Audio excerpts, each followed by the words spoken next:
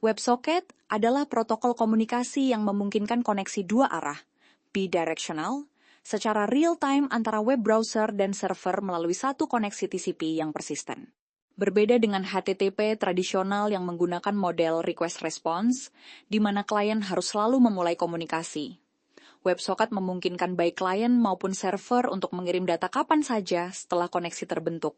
Protokol ini dimulai dengan HTTP handshake untuk upgrade koneksi, kemudian beralih ke protokol WebSocket yang lebih efisien dengan overhead yang minimal.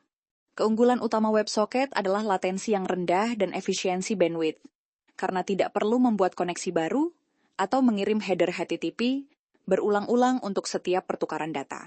Teknologi ini sangat cocok untuk aplikasi yang membutuhkan update data real-time seperti chat aplikasi, live streaming, game online multiplayer, monitoring dashboard, trading platform, dan kolaborasi dokumen secara real-time. WebSocket didukung oleh semua browser modern dan dapat diimplementasikan dengan berbagai bahasa pemrograman di sisi server seperti Node.js, Python, Java, dan lainnya. Pada Odoo, WebSocket digunakan pada banyak fitur. Salah satunya adalah komunikasi real-time chat antar user. Jadi jika ada 2 atau lebih user yang berkomunikasi melalui chat, maka pesan dan balasan dapat dikirimkan secara real-time tanpa harus mereload browser. Pada bagian ini, kita akan menggunakan WebSocket untuk mengupdate tampilan Kanban dan list view. Sehingga jika ada perubahan pada salah satu field atau aksi tertentu, maka Kanban atau list dapat terupdate otomatis.